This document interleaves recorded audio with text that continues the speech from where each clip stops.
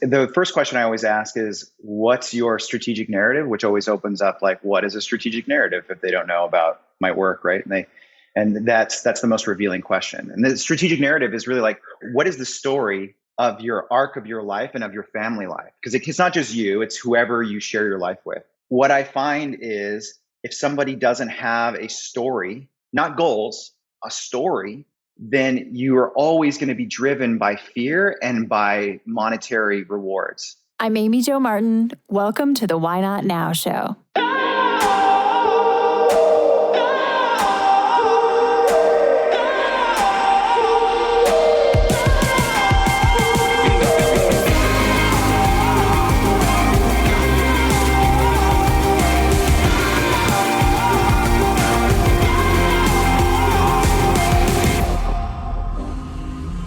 You know that thing you've been thinking about doing? Yeah, that one. Why not now? Have you ever actually taken the time to ask yourself, what's stopping me? Let's talk it through. This is your chance to give that idea the attention it deserves and take action. Each episode, I have a chat with a fascinating person, from entrepreneurs to athletes, celebrities, my parents, rocket scientists, and all walks of life. We talk through a critical time when they've asked themselves, why not now? We dissect that day or even that moment, step by step. Just let go.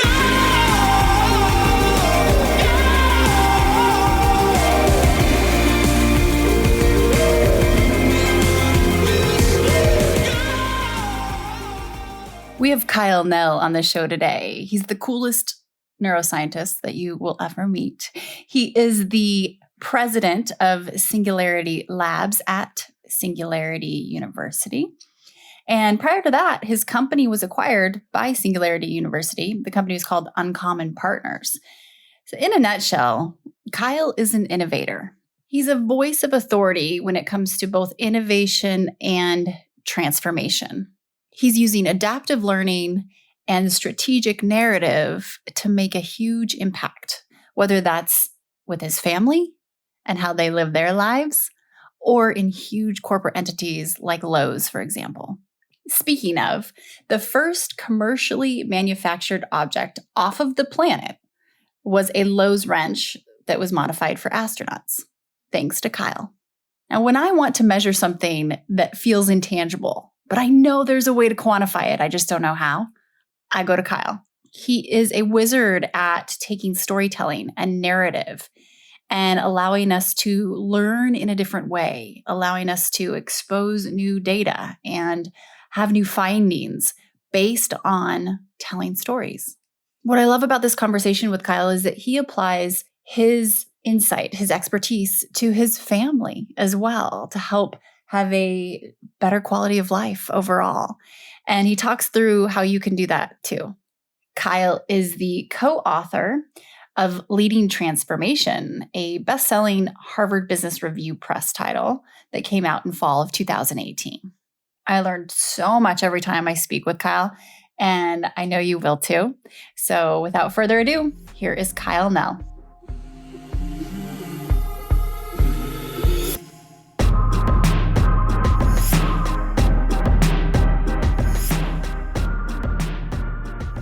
Kyle, welcome to the Why Not Now show. Thank you so much for joining me today. And in the spirit of Why Not Now, let's hop right in as we do. Can you tell me about a time when you had a big decision to make and you had to ask yourself, why not now? I love that. I love that so much. Yeah, I thought about this a lot. Like which one to talk about? I feel like all of life is a series of why not now. And the one that came to mind was I had started the Lowe's Innovation Labs, and I had built this whole thing to help transform a traditional, no one would associate like a Lowe's home improvement with big transformational change. And through the systems that I developed using strategic narratives, so tool and applied neuroscience and innovation, we were able to do some pretty wild things at a place like Lowe's, like put a 3D printer in space and build autonomous robots and exosuits and build the largest virtual reality, augmented reality showrooms and stores at the time. A 3D scanning system, like all kinds of things. And what had happened was I use those same tools in my personal life. So I use strategic narrative. So strategic narrative, just very simply, is like, what is your moonshot story? John F. Kennedy was the famous person for putting out the moonshot. He said very clearly, we're going to put a man on the moon and bring him back safely again by the end of the decade. That's a very clear moonshot, but we don't really know how to get there. And so I have been applying those same kind of techniques in business life. Like that's how you get it's like Lowe's to do those things, but then also in my personal life. And I got to a point where things had worked. I built it from just me to like this pretty big thing, at least in my view. And it was not furthering. I reached the limit of what I wanted to do, and it was not furthering my family or our personal strategic narrative, like where we want to take it. And at the same time, I had become very, very focused on how messed up education is and learning is. We have a daughter, and at the time she was just starting to get to the age where she was going to be in kindergarten and those kind of things. And we had taken her to all these fancy schools. We were in Seattle at the time, and just realized how broken the system was. And then at the same time, we were doing all this virtual reality learning inside of our stores, and realizing that was way better than traditional learning of just having a person talk at you. So all of this stuff was swirling where I really wanted to be a part of transformational, systematic change and provide tools to people to be better and to learn better and to be faster and better learners. There was a moment where I was talking with my wife, and my wife was like, you got to quit. And this is like where money's great. Stock options are great. I've got a little notoriety in the world. Got a book coming out on Harvard Press that hadn't come out yet. Like all the things that like in my wildest dreams before, I would have never thought in a million years that I would hit that. Well, it sounds so silly, but like, that those things that people put on their LinkedIn, like that are, important, right? And we work hard for. And so I had all the trappings of success, but once you got over that hill, it was like, well, what now? And so that was her question to me. We've achieved this. You've achieved this. We've achieved this as a family, because no one ever does anything alone, right? Mm-hmm. What now? And so she didn't say why now. She said, what now? And that's always been the thing. And throughout our entire married life, she's always the one to ask, well, what now? What now? What now? We're too comfortable. What now? And wow. So that was it. Right after that, I formulated my plan, and I went and I quit my job. And I quit my job in order to do the things I was doing at Lowe's for other organizations across the world. Use strategic narrative as a tool to help transform any organization, which we did. We started a company called Uncommon Partners with my good friend and co-founder. She was like my number 2 at Lowe's, Amanda Manna. And we left and we started this thing. But the main thing we wanted to build was what I'm in love with, called adaptive learning. So this is neuro-adaptive virtual reality learning. And if I hadn't had that moment, it would have been very easy to continue on the treadmill of managing a large global team, speaking at events, building cool stuff, getting good press. I mean, you can get on that treadmill and you're doing good stuff, but the real question is, what now and why not now? And that was really revealing. And that's why I left, to start this thing. And now it exists, which is pretty wild. Okay. So I'm over here taking notes, and I just want to underline a couple of things that you said, because it's worth like doubling down. First of all, the fact that it was your wife that said the what now.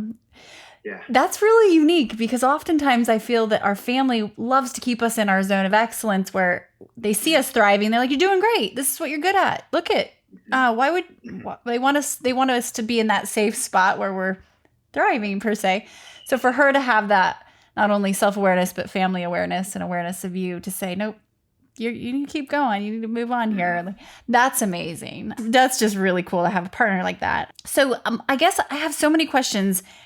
One is, what were the signs, the tangible signs? Like Tony Hsieh and I used to talk about the alarm clock hitting the snooze button. And his first company, he was like, I knew something had to change when I kept hitting snooze and I couldn't get myself out of bed as the founder. What were some of the things? I mean, you sounds like you noticed the education system and seeking where you wanted to send your daughter, but like in your day, where you're just like, oh, this isn't turning me on. But on the outside, I've got it all. I'm checking boxes. Totally. So I have done a lot of media things, and I speak at conferences, pre-COVID and all that stuff, and I can turn it on, but I'm actually a pretty intense introvert. Okay. And I know people won't believe that, and but it sucks a lot of energy out of me to be in front of people. And so what had happened was, what I really get my energy from is building things. I like that really early stage of like, it can't be done. No one's ever done it before.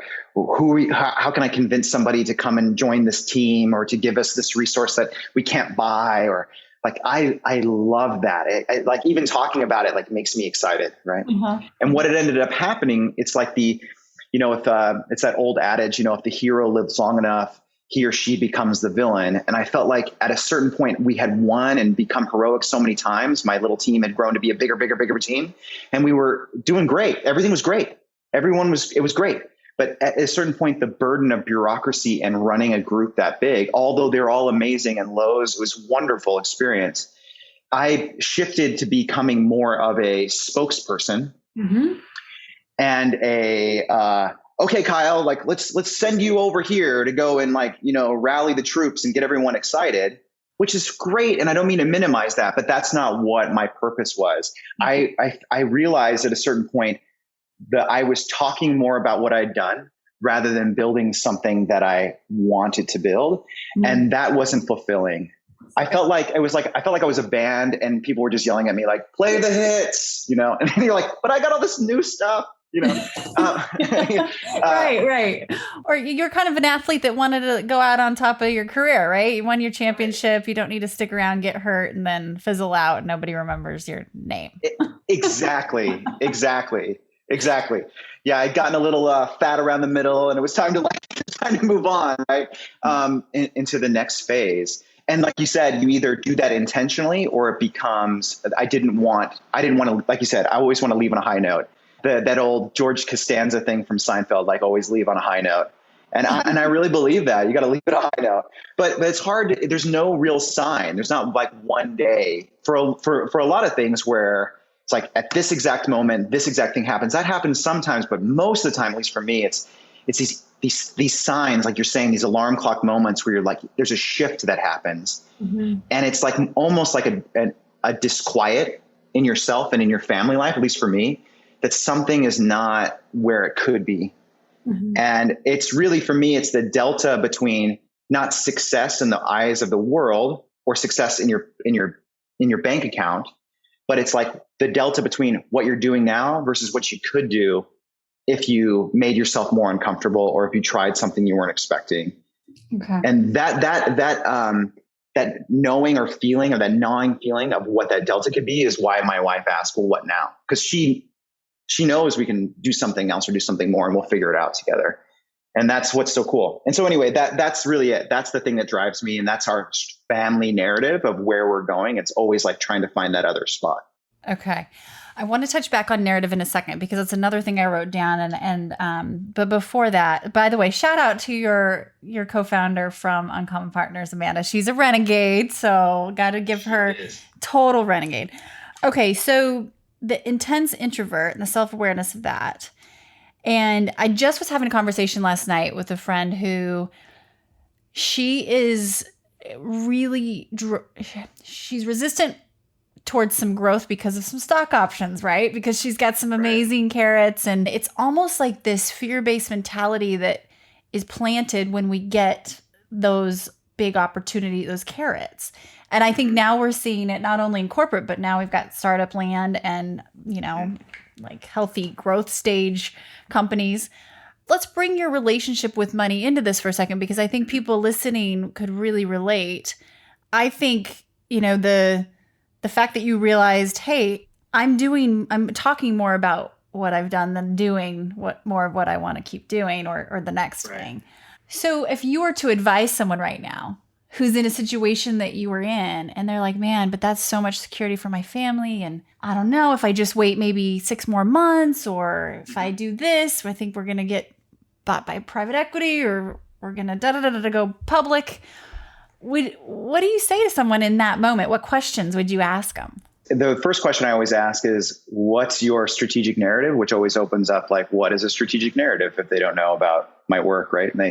And that's the most revealing question. And the strategic narrative is really like, what is the story of your arc of your life and of your family life? Because it's not just you, it's whoever you share your life with.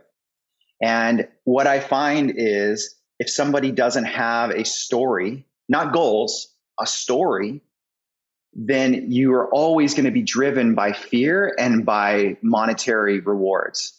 Okay. How many people do you know? I mean, honestly, when we hang out with people that are wealthy and well-to-do, how many wealthy people do you know that are just miserable? They're divorced, their kids don't like them, they're unhealthy physically, they just don't seem well. So there's, not to say that money doesn't help, but it's not the solution to those problems. But what ends up happening if you don't have that thing that's pulling you and that's driving you in a way that is cogent and something you can refer back to, you will always default back to the shorter term things. And that is the trap. That is the trap. So I always say, what is your narrative? And then people ask what that means. And really what that is you, in my view, you have to have a concrete written story with characters, conflict, and a narrative arc about where you've been, where you are now, and where you're going.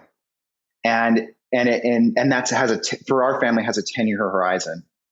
And we even do that with our kids. So we have little kids, and we call it the Christmas card exercise. So what we do is every year on January 1st, we write the Christmas card for the letter for the next year. We don't share with anybody, but it's our thing. Like, what would you want to say? Love it. What would you want to say? Because then it's something we can all get behind. So then when trade-offs start to happen and we say, well, we could do this good thing or this good thing, which good thing wins? Well, we had agreed as a family that we were going to achieve these things, individual things together, individual things separate, and these other things together. Does this good thing help us get there, or does this good thing help us get there? And which one does it more? And it makes it very simple. And what I find is with people that are struggling with this question, it's not easy. It's not easy for me. It's not easy. But if you don't have that, you are really lost. And it feels overwhelming because you don't have that North Star. Okay. So without a strategic narrative, you're going to default to fear or money and probably lean there, which is a trap. I love this year in advance, kind of reverse engineering the Christmas card, what you want in the Christmas card. I keep going back to, it's like ringing in my head. You got to a point where it sounds like, to use our former Austin resident, Matthew McConaughey, was on the show. He's like, there were times where I was more impressed and less involved. And I wanted to, don't you love that? He's like, I realized it's time to get more involved and less impressed. More involved and less impressed. And I thought about this morning, literally a couple hours ago, which also reminds me of another Austin, but like bright mind, but thinking about, do you want to be the important person, or do you want to do the important thing? When you clearly have a sense of purpose that drives you, did you ever feel like there was a time where you were a little intoxicated by the spotlight? Oh, yeah. Okay. And how did you catch yourself? What'd you do? Yeah. And this comes back to, it's very easy to get enticed by the smallest bit of notoriety, like the smallest bit. I think everyone thinks of themselves as, oh, that won't happen to me, or, oh, that won't bother me. And it happens in increments, right? You start off again, just being super scrappy. You're the only one. Everyone thinks you're out to lunch and this will never work. And then all of a sudden, when things start to work out, then all of the people that were against you are now for you, and they prop you up, right? And that happens, right? You're smiling because this happens, right? It happens on the regular. And what had happened to me is I never had notoriety like that before, ever. I was always like either academic in the background, or I was too junior or whatever. And so once we started getting these accolades and these awards, they would put me out on stage. And then at the same time, my team was growing a lot. And the awards and everything, I mean, it just starts to kind of mess with you a little bit. You start to believe like, oh yeah, we can do everything. And we can. but it's not about you. That's the problem. The second that it becomes about you, the person, like the great one, it's all done then. It's all done then. And so I started to see that in myself, where I was seeing like how bad people wanted me to come speak at things or whatever. And then almost starting to feel, I mean, it wasn't one-to-one, but you almost start to assess your worth in a way by which conference you're going to and how that's being received. And the second that I felt that, I was done. I didn't want to be anywhere a part of that. That's not what I want to do, because I want to do, and like you said, I want to do important things. I don't want to talk about the things I've done or to try to be like a hype man for innovation. But it is a hard thing. And I think this goes back to, who do you surround yourself with in your family? You know, who are those people close to you that go, honey, you're acting stupid. This is dumb. What are we doing? Your shirt is ridiculous. Like those kind of things that only your significant other can tell you in a loving way. Right. Yeah. Okay. And that's my family. You know, my family, my wife, I mean, everyone loves their family, right? But my wife, she's incredible. She grew up mostly on a farm in Central Washington. And so money doesn't really drive her at all. What drives her is success in life, and like having a successful family life, and we're successful religious life, and having successful, doing things that matter, and doing things that matter for the planet and for people. And if those things aren't happening, we have a ton of money in our bank and we're not together, this is a waste. And so I find that's the other component too, is people that are really, really struggling, maybe don't have those people in their life that are pushing towards the same goals, and they don't have the strategic narrative. That combination of things together can cause a lot of turmoil. Okay. So that's a great additional tip. Look around. Do who are you surrounded with, and who are you spending your time with? Who are you listening to? Okay. This is incredible. There's so many other questions, and I think I might be able to thread them into this next part. But so for those listening, Kyle has been incredible in helping me kind of understand a little bit more around the relationship between kind of confidence and how we can look at it and study it, even at the basic level of, as someone who is a complete novice.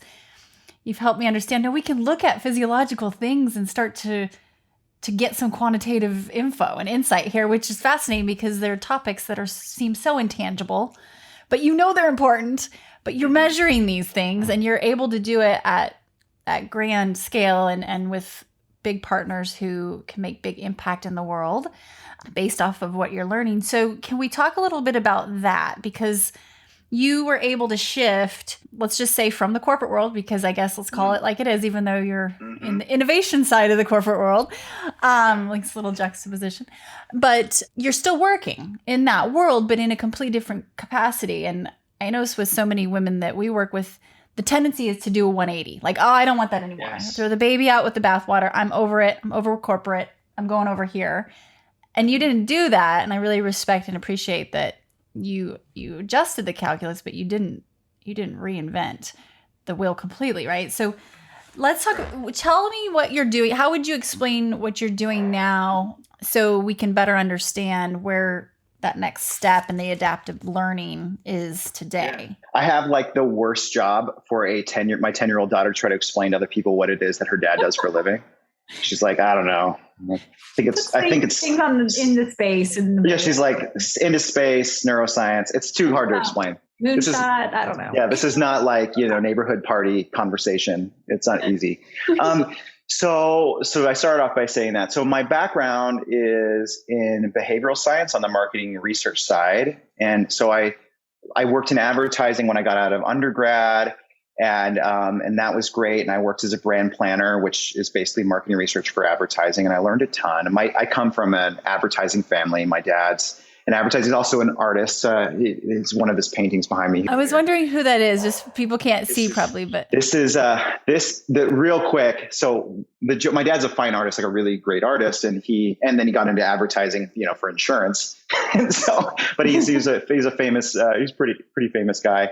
Anyway, so one year, my dad asked me one for Christmas, and I said, "Oh, I would love you to oil paint me a picture of Snoop Dogg in a Baroque style with a gaudy gold frame that I can hang behind me during my Zoom calls." And lo and behold, for Christmas, that's what I got. So this is for my dad, gosh. honoring now. So how funny! Is that funny? How cool is that? I thought it was Snoop, but I was like, "Do you even go there? You're talking to a neuroscientist." That's right. No, it's Snoop. Yeah, yeah. It's okay, Snoop, that's and it's so my dad. Cool. Yeah.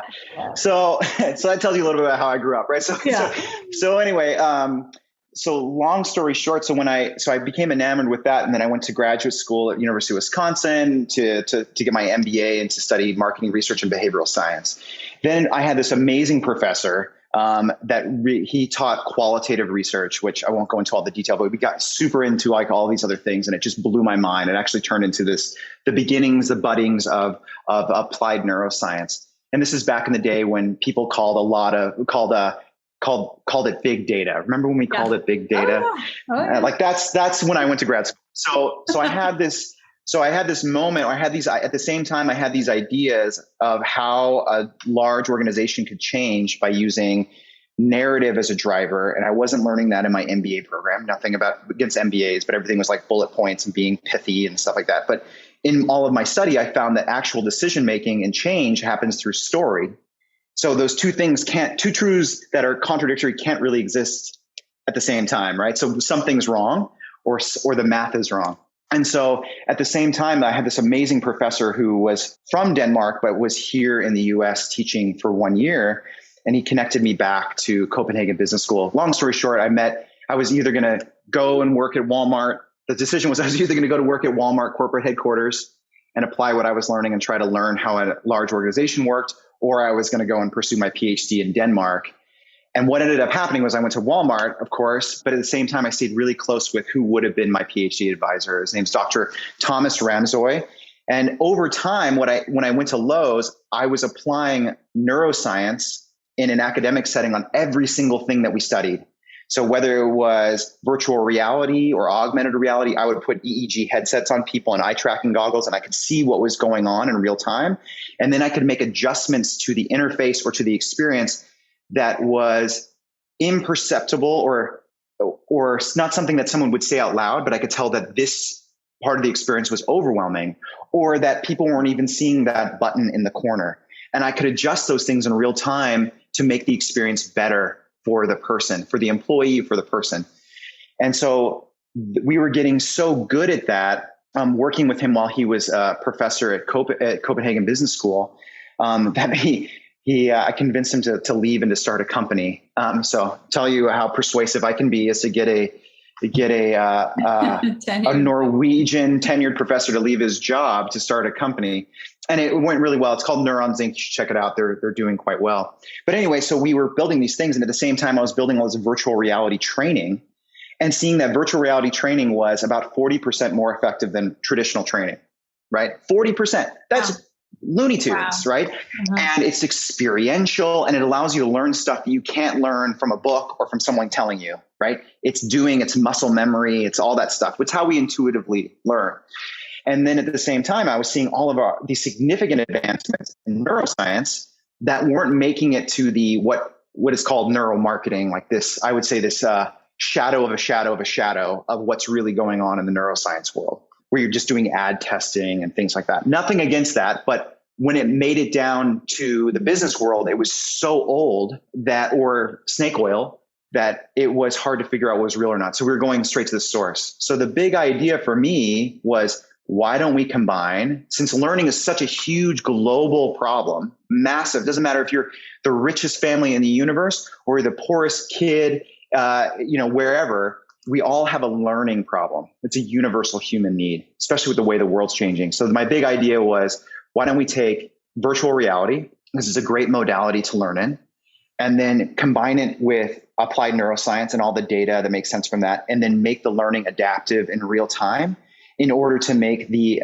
learning as efficient at driving the outcomes that you want. So higher retention rates of learning, more desire to perform the act in real life, like all of those things we can modify for in real time.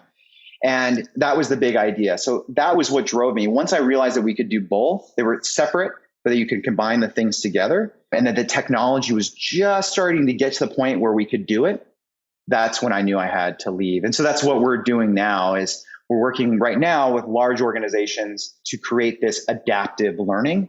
And it's already magnitudes better than that 40%. And we're using it for things that, like you said at the beginning, haven't been known to be quantifiable. They're things that we see the outcome for later on.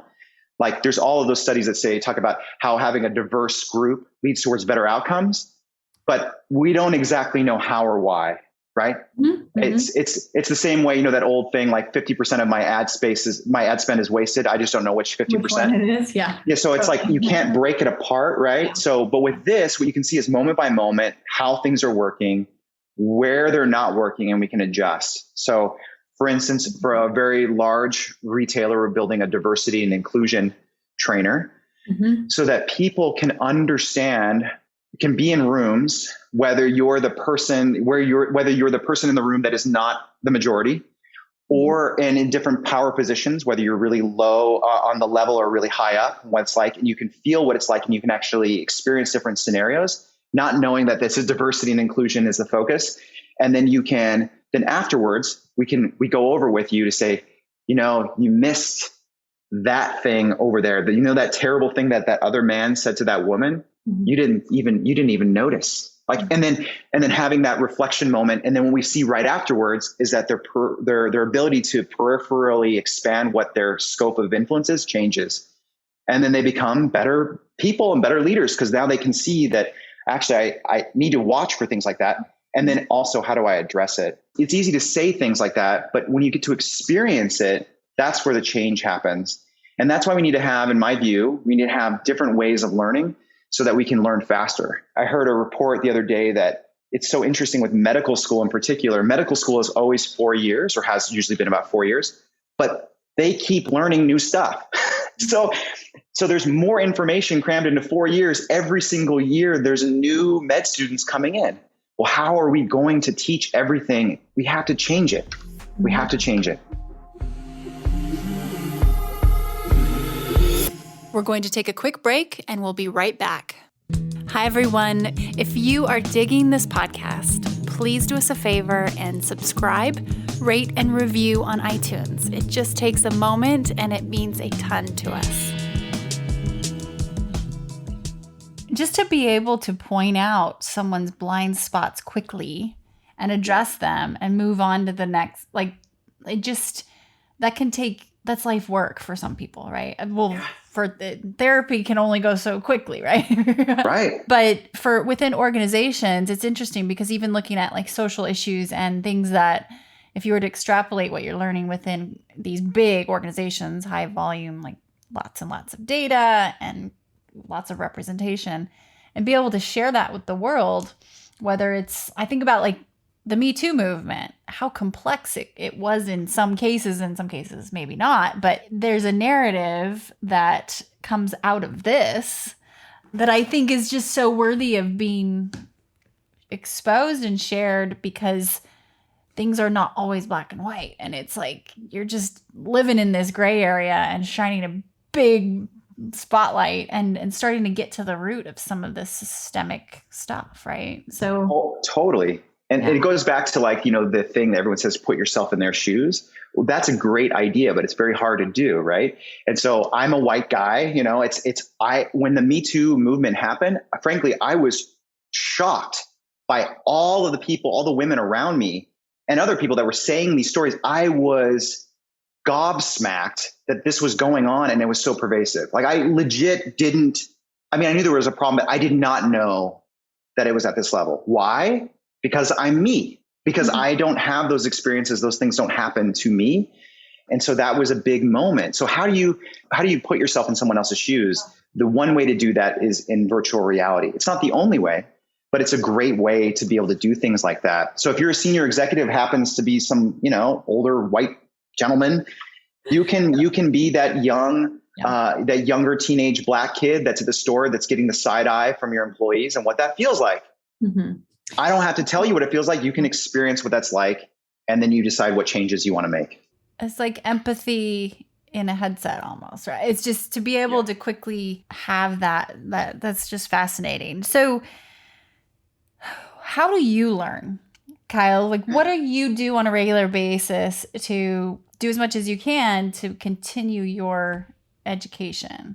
So I listen, Stephen Kotler, who you had on earlier, love Stephen. Stephen's a good friend. He's awesome. I mean, the flow state is a desired place to be, but it's hard to know when you're in it, right? It's almost easier to know when you were in it rather than when you're in it. Oh, yeah. You know, like, that was the good old days. Like you can think about that, right? So it's hard to know when you're in the good old days, right?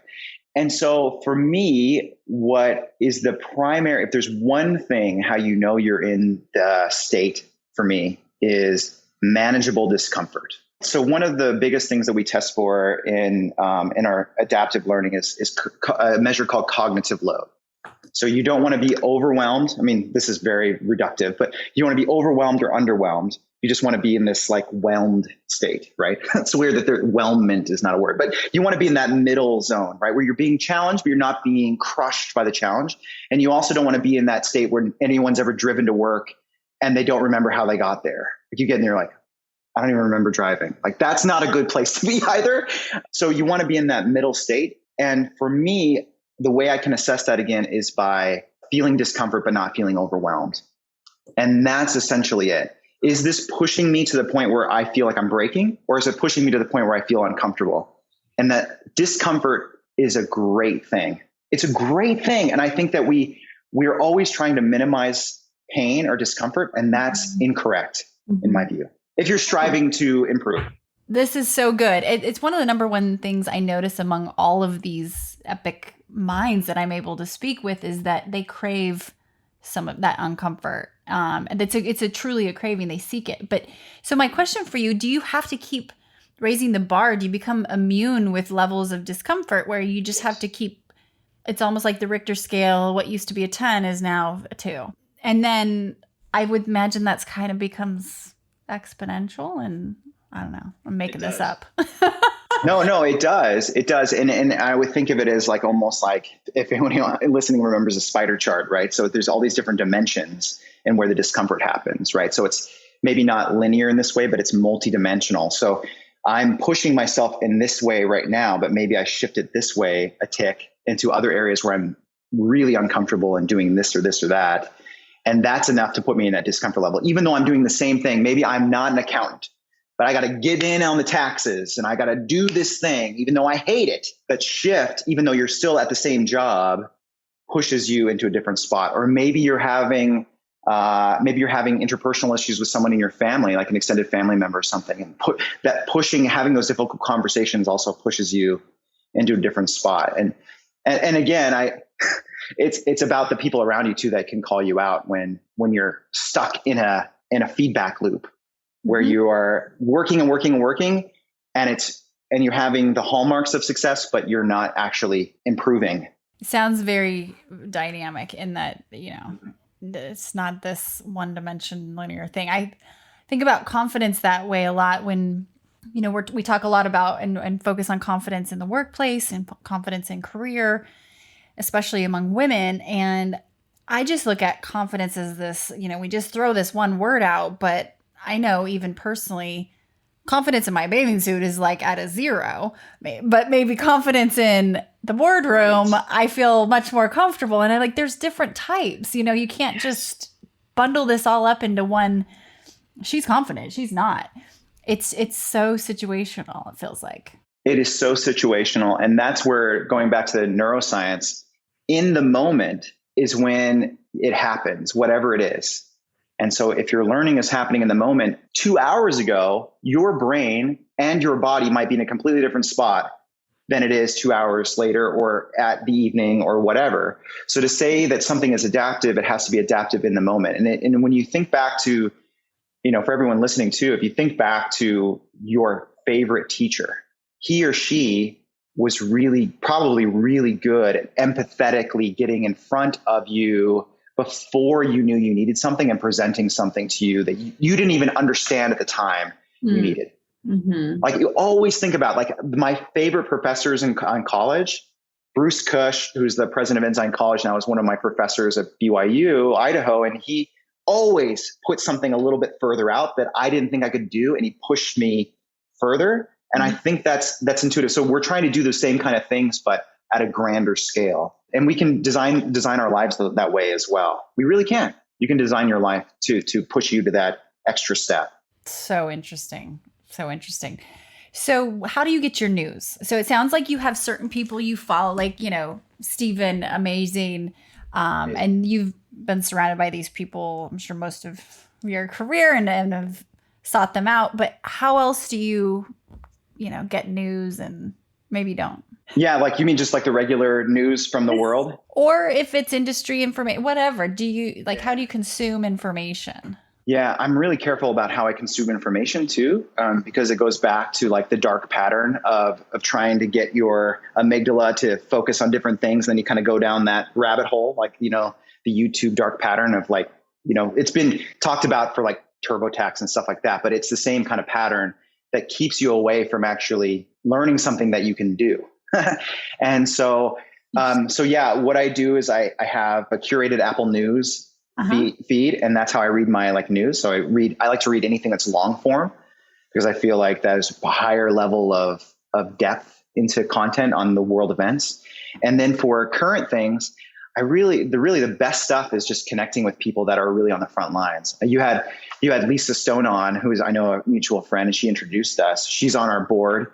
And she is like plugged into everybody. I mean, I joke, she's like the Ferris Bueller of this universe. She knows everybody. Yes. And so it's great to have those people that you can reach out to and have those regular check-ins with, because they keep you connected to people and to ideas, because the world is changing so fast. It's impossible to wait for it to come to your newsfeed. And so having those people that I trust is really important. I have that core group of probably 10 folks that I talk to on a regular basis about cool stuff that's happening. Right on. That's so cool. I imagine like the secret Twitter list that Kyle has somewhere of just, I have a few, and I feel like sometimes you have to keep them groomed and definitely scrub them too, because things can change, but it can be good to just cut through and be like, okay, what are they talking about today? Because they can help me. Yeah. Well, and then the other thing too, is if you have like a couple of people talking about similar things, it generally means it's not just an anomaly, but maybe it's a thing now. Maybe it's becoming a thing. And it's interesting to see both individual data points and trends at the same time. Okay. That's interesting.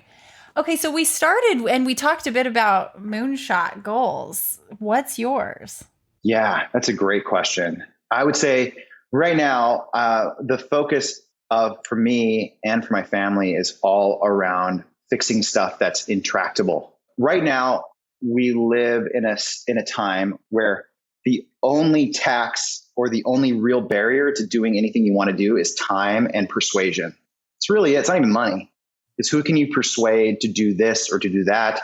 And if your focus is there, to be able to learn this or that to build it. So we have a couple of things that just need to get fixed. The first one to me right now is learning. Learning is broken. And if you're looking for a list of things that are broken that need to be fixed, look at the United Nations Sustainable Development Goals. They have laid it out and codified it. And you'll also find people that are working along those things. So learning is SDG 4. So we are focused on SDG 4. My wife designs a food forests. So, food that more naturally builds on itself with very little water and human intervention. It's a permaculture thing for those that are familiar with that. And so we do that at home. We grow most of our own food. And then we also have a little farm just a little bit out of town that we do that with as well. And we're just doing it because the food system is busted, right? You can get super expensive organic food, but by the time it gets to your plate, it's nutritionally really low.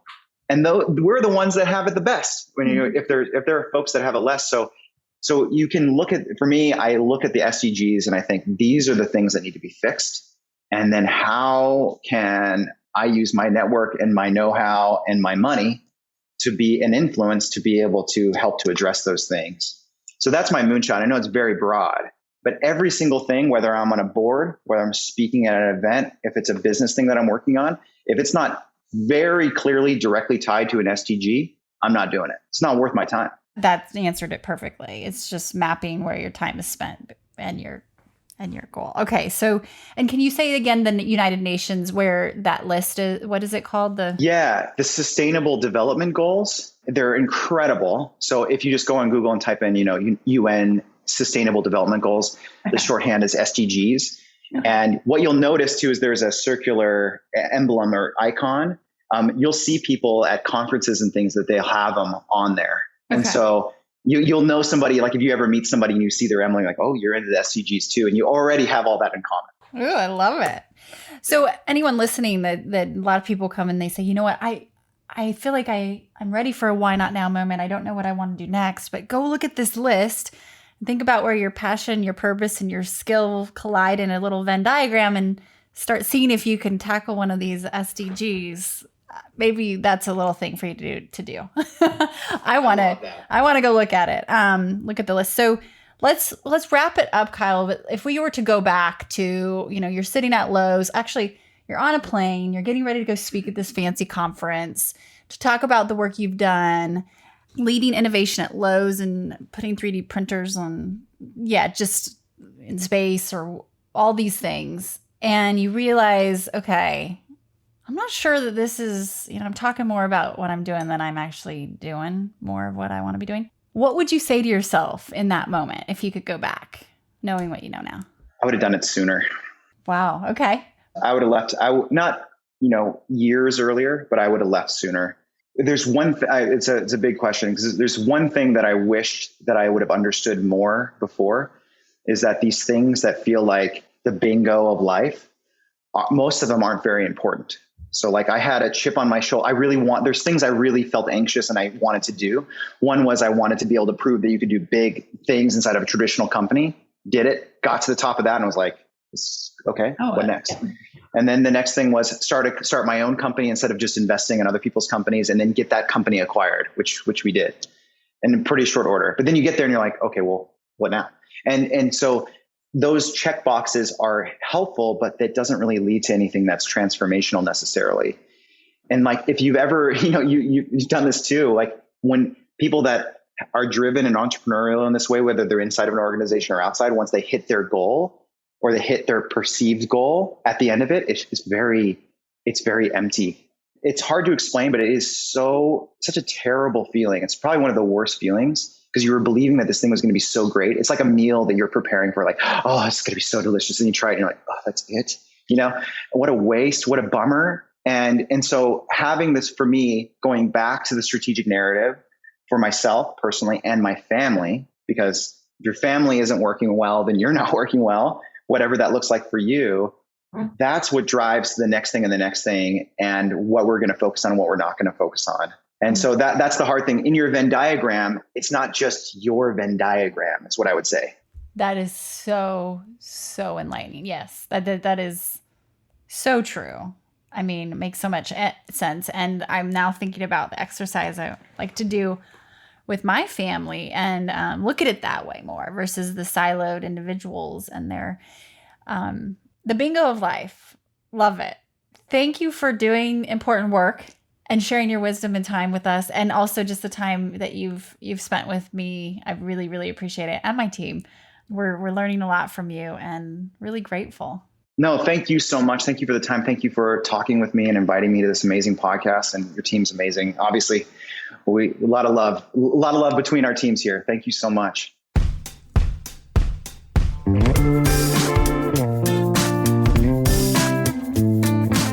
Everyone, thanks for listening to the show. Hit me up on social media to let me know what you think. I'm at Amy Jo Martin on Twitter, Facebook, Instagram, and LinkedIn. And I want to hear your why not now moments so I can share them on the show. Just send me a note to whynotnow@amyjomartin.com. For show notes and other offers, you can visit amyjomartin.com/whynotnow.